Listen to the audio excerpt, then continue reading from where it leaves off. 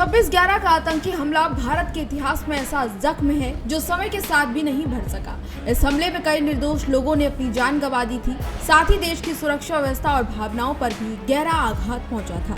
इस आतंकी साजिश के पीछे छिपे मास्टरमाइंड तहब्बुर हुसैन राणा को आज भारत लाया जा रहा है। एनआईए की टीमें कुछ घंटे में उसे दिल्ली लेकर पहुंचेंगी, जिसके बाद तिहाड़ जेल में उच्च सुरक्षा वाले वार्ड में उसको रखा जाएगा।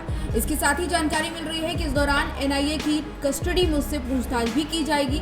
इस सब के बीच केंद्रीय गृह मंत्री अमित शाह ने 26/11 मुंबई आतंकी हमले के आरोपी तहब्बुर राणा के भारत प्रत्यर्पण को लेकर प्रधानमंत्री नरेंद्र मोदी की कूटनीति की सराहना की है। उन्होंने कहा कि पीएम मोदी की कूटनीति की एक ऐतिहासिक सफलता ये है। इसके साथ ही आपको बता दें कि शाह ने ये भी कहा कि ये मोदी सरकार की संकल्पबद्धता को दर्शाता है। बता दें कि गृह मंत्री ने कहा कि हमारा उद्देश्य है कि भारत पर हमला करने वाले सभी दोषियों को उनके किए की सजा दिलाई जाए। तहब्बुर राणा को भारत लाकर मुकदमा चलाया जाएगा और उसके अपराधों के लिए न्याय के कटघरे में उसको खड़ा किया जाएगा।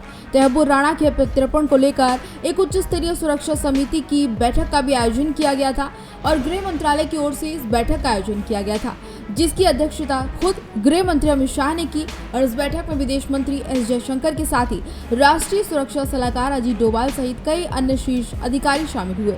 बैठक का मुख्य उद्देश्य था राणा के भारत आने को लेकर, साथ ही साथ उसके भारत आने से पहले सुरक्षा की तैयारियों की पूरी गहन समीक्षा करना कि किस तरीके से तमाम इंतजाम पूरे किए गए हैं, ताकि उसके आने के बाद हर पहलू पर संवेदनशीलता के साथ काम किया जा सके और कोई भी समस्या उत्पन्न ना हो। सूत्रों के अनुसार तहब्बुर राणा को एक विशेष विमान के जरिए दिल्ली लाया जाएगा और इस प्रत्यर्पण को राष्ट्रीय सुरक्षा के दृष्टिकोण से भी काफी महत्वपूर्ण माना जा रहा है, क्योंकि इससे काफी कुछ सामने निकल कर आ सकता है, क्योंकि इससे जांच एजेंसियों को 26/11 के हमले में पाकिस्तानी सरकारी तंत्र की संलिप्तता को उजागर करने में भी मदद मिल सकती है कि क्या इसमें पाकिस्तान का हाथ था या नहीं।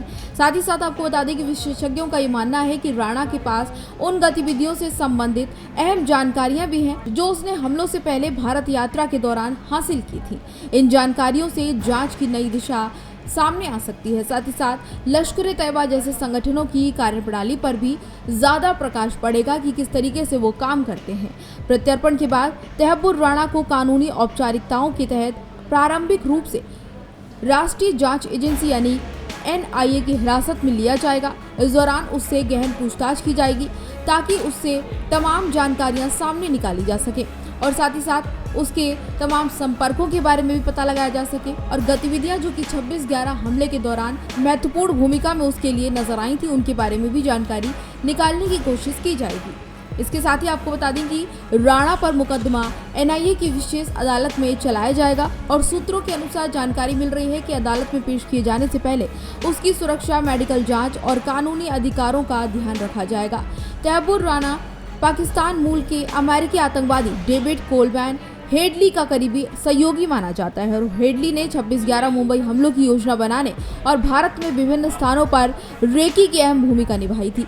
एफबीआई ने तहब्बुर राणा को 2009 में शिकागो से गिरफ्तार किया था और उस दौरान उस पर कोपेनहेगन के एक समाचार पत्र पर हमले की योजना में शामिल होने और लश्कर ए तैयबा को समर्थन देने के आरोप सिद्ध हुए थे। हालांकि मुंबई हमलों को लेकर उस पर कोई भी आरोप सिद्ध नहीं हुआ था और उसकी भूमिका पर अदालत ने उसे दोष मुक्त कर दिया था। राणा ने अपने प्रत्यर्पण को रोकने के लिए अमेरिकी अदालतों में कई प्रयास भी किए हैं, लेकिन आखिरकार अमेरिकी सुप्रीम कोर्ट ने उसकी याचिका को खारिज कर दिया और इसके साथ ही भारत को उसका प्रत्यर्पण दे दिया है।